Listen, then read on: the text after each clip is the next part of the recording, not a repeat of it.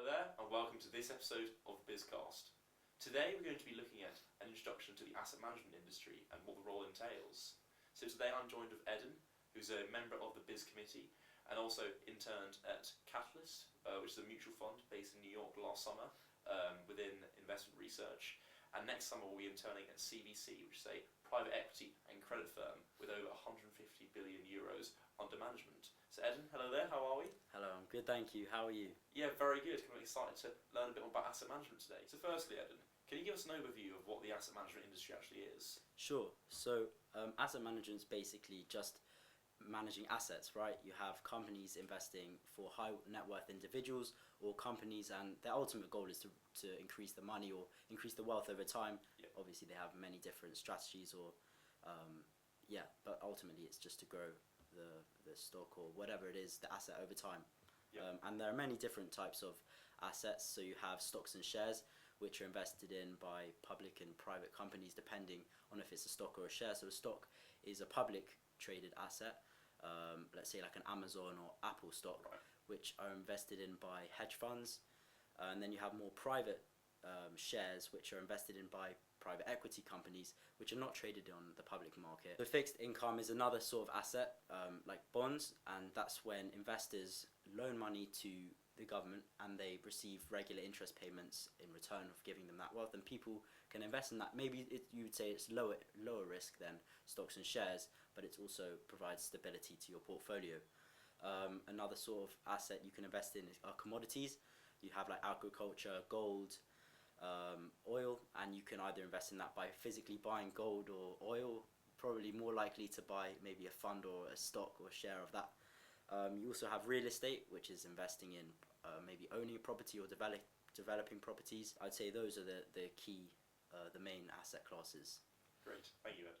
Can you outline the structure of like the asset management division and the different sort of roles that like fit into the industry? Okay, sure. I think the best way to maybe understand it is separating it into three sections.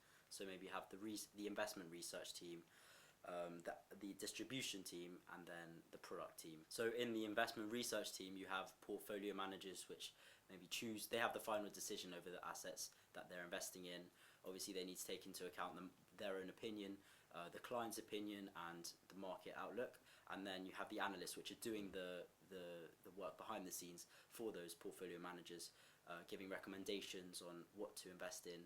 But then it's the portfolio managers which are executing, making that final decision, which is done through the traders. So comparing the portfolio manager to like the research analysts are more sort of getting into that very nitty-gritty sort of deep dive into like a particular company, whereas the portfolio manager is more sort of looking at maybe the industry as like sort of the sector as sort of a whole, from Right. like more sort of like top-down like overview. Yeah, I'd say the analyst, a little bit more behind the scenes work, looking at the data and comprising of different reports, which they could then give to the portfolio manager, which takes that into account, as well as other things like the client's opinion and their own opinion, and they execute and create the portfolio, decide where to allocate what, and that would summarize the investment research team. And then we have the distribution team, which more is client facing.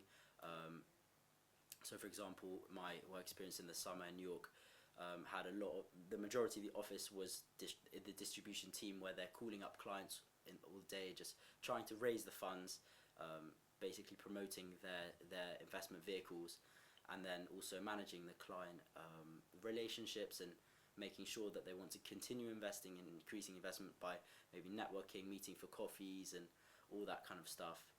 And then you have the third section, which is the product team, which they're kind of developing and creating, maintaining the different investment vehicles depending on the company. It depends what it is, but that's essentially the third section, I'd say. Although all these kind of positions are within the asset management industry, they are like quite distinct in terms of like the sort of skills that they'll be required. So it's kind of important to go in sort of knowing like which particular area you like to work in.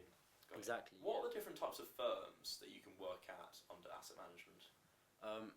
There's lots of different types of firms which invest either in multiple assets or specific ones. Like the first one I'd say are like full service firms. You may have heard of BlackRock, Fidelity, Vanguard, and these offer a variety of services and asset classes. So, for For example, if someone wants to have a stocks and shares ISA and they want to invest in some stocks or some funds, they can open an account with Vanguard and invest in something like that.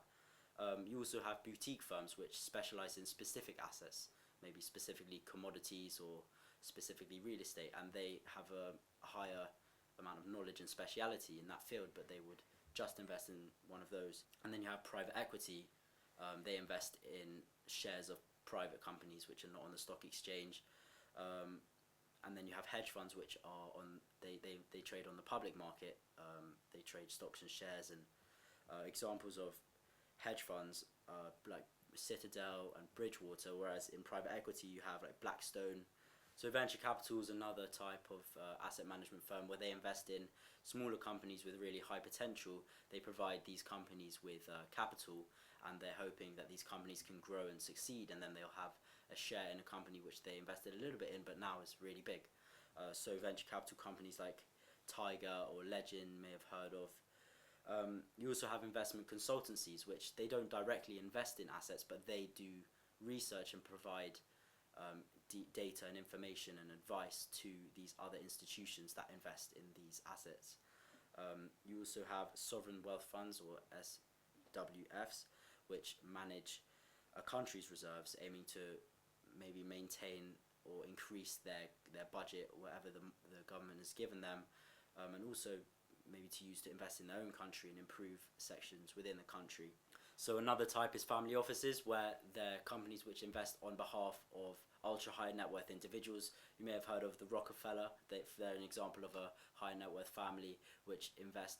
I think it's more flexible than these other companies which have like a set definition, but they essentially invest whatever the family maybe advise or what their investor thinks, just to raise and maintain and increase that the fund on behalf of that family.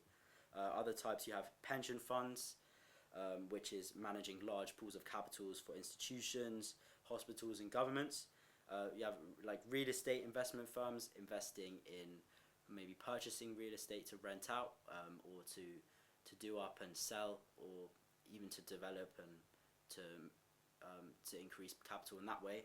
And then finally you have ETF firms like iShares and Vanguard, which manage and create ETFs, and they're investment vehicles that track different assets basically.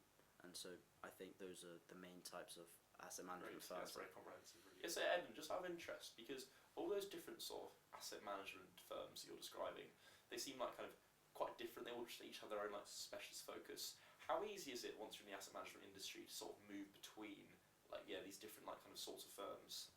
I think it's definitely possible, if you choose one firm and you don't like it, or you choose one asset you don't like it, to switch between different ones. But I think that if you choose a type, let's say you're specifically interested in the private market, you're more likely to stay within that private market. Maybe different types of firms, but maybe if you choose the private market, you stay within that because you have such detailed knowledge of that market that it's, unless you really don't like it, then you probably would stay in that market rather than changing to a public market, which would require completely different sorts of knowledge and skill sets. So I think it's definitely possible to move between, but I don't think that it's as common as one might think.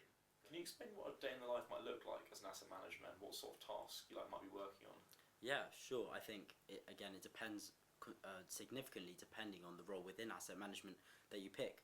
The hours obviously can range as well, but it depends on what type of role you pick. So let's say you pick more of a client-facing role.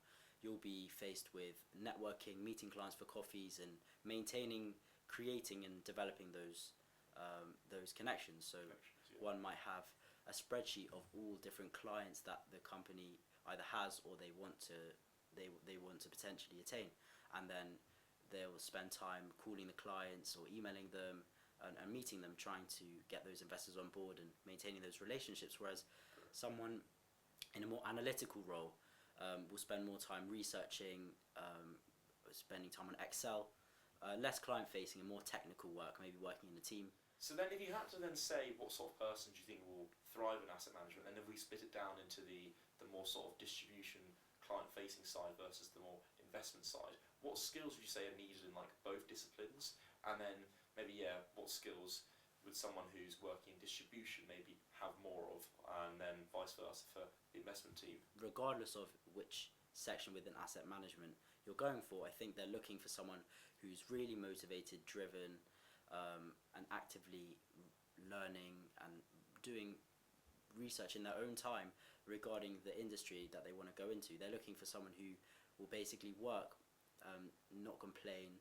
Well, that's what I've heard from the people I've been networking with and giving me advice. But I think when it comes to the actual technical skills and soft skills, it depends vastly where you want to go into. So someone more of a client-facing role, someone maybe better at public speaking, at like collaboration, communicative skills, communication.